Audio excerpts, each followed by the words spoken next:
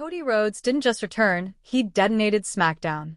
And if you think this was just another hero comes back, crowd cheers, show ends moment, and oh. What happened between Cody Rhodes and Randy Orton just rewrote everything we thought we knew about loyalty, legacy, and pure, unfiltered rage in WWE. Because let me ask you this right now, drop it in the comments before we go any further. Was Randy Orton justified? Or did he just stab Cody Rhodes in the back? The arena was electric before Cody's music even hit. You could feel it. That uneasy tension. That sense that something big was about to explode. Randy Orton was already in the ring, pacing like a predator. Not smiling. Not joking. Not even doing his usual slow, calculated stare into the crowd. No, this was different. This was a man who looked like he had already made up his mind. And then, boom. Kingdom hits. The entire arena erupts. Cody Rhodes walks out, and the reaction is unreal.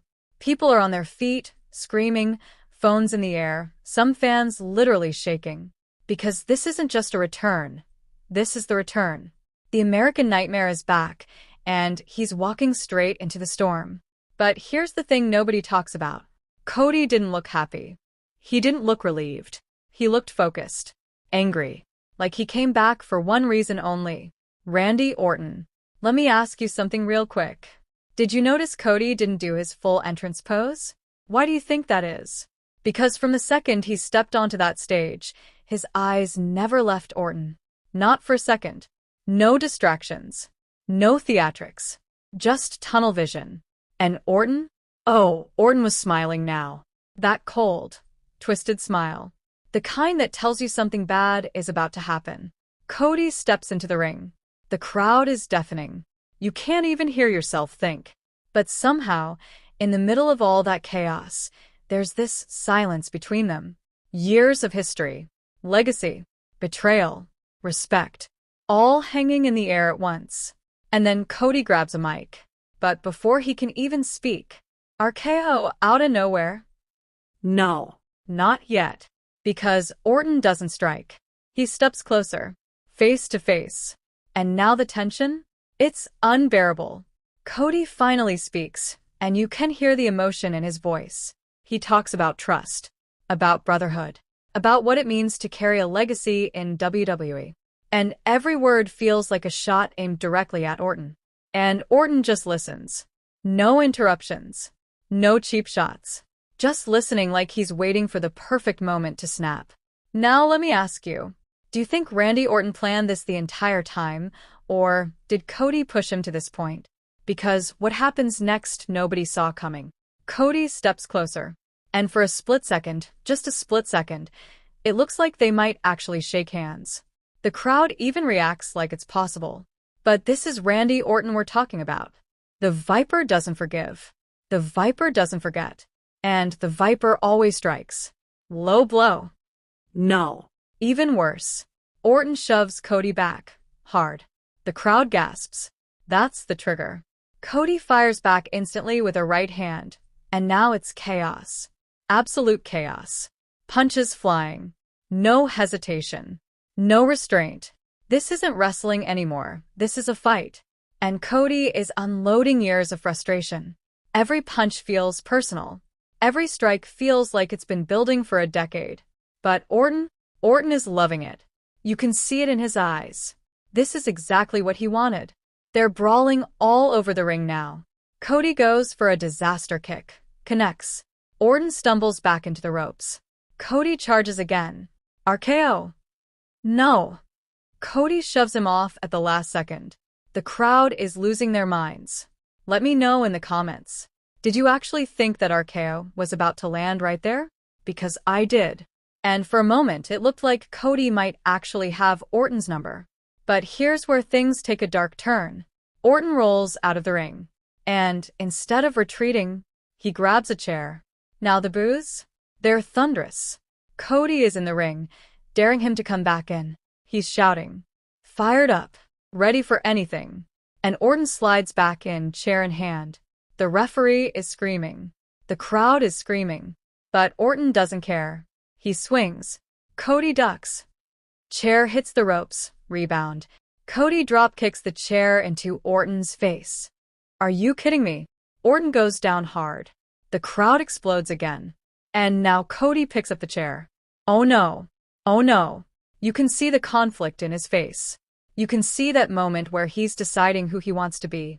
So, here's the question. Should Cody Rhodes have used that chair, or did he make the right call? Because he hesitates. Just for a second. And that's all Randy Orton needs. RKO. Out. Of. Nowhere. This time it connects. The arena goes silent for half a heartbeat and then erupts in shock. Cody is down. Flat. Not moving. And Orton just sits there, breathing heavy, staring at him like he just proved a point to the entire world. But he's not done. No, not even close. Orton slowly gets back to his feet. Looks down at Cody. And you can see it, that switch flips. That same switch we've seen for years. The one that turns Randy Orton from a wrestler into something much more dangerous. He starts circling Cody's body, stalking him. The crowd knows what's coming. They're begging Cody to move, begging him to get up. But it's too late. Orton drops down, pounds the mat. 1, 2, 3. He's setting up for the punt. Are you serious right now? This isn't just an attack anymore. This is attempted destruction. This is Orton trying to end Cody Rhodes. Let me ask you something. If Orton hit that punt, would Cody's return have been over right there? Because it looked like that was exactly where this was going. Orton backs up. Cody is barely moving. The tension is unbearable. And then, Cody rolls out of the way at the last second. Orton misses. Cody scrambles to his feet. Crossroads. He hit it. He actually hit it. The crowd absolutely erupts. Both men are down now. Neither one moving. This isn't about winning anymore. This is about survival. About pride. About proving who the better man really is. Officials rush the ring, trying to separate them, trying to restore some kind of order, but it's too late for that. The damage is done. The message has been sent. And here's the scary part. This feels like just the beginning. Because if this is what happens the first time Cody Rhodes and Randy Orton clash after his return, what do you think happens next? A rematch? A full-blown feud? A match at a major PLE? Drop your prediction right now. Cody Rhodes versus Randy Orton. Who wins when there are no limits? And think about this. There was no clear winner here. No resolution. Just chaos. Just violence. Just two men who refused to back down. Cody came back to reclaim his place. Orton reminded him exactly what that place costs. And if you were paying attention, really paying attention, you saw something deeper. This wasn't just about the present. This was about legacy. About who defines WWE moving forward. Cody Rhodes, the symbol of perseverance, of finishing the story. Randy Orton, the embodiment of ruthless evolution, a man who writes his own rules. And when those two ideologies collide, you don't get a match. You get a war. So let me ask you one final question, and I want real answers in the comments. Is Randy Orton the villain in the story? Or is he the only one telling the truth Cody doesn't want to hear? Because after what we just witnessed on SmackDown, nothing is black and white anymore. And the next chapter? It's going to be even more brutal.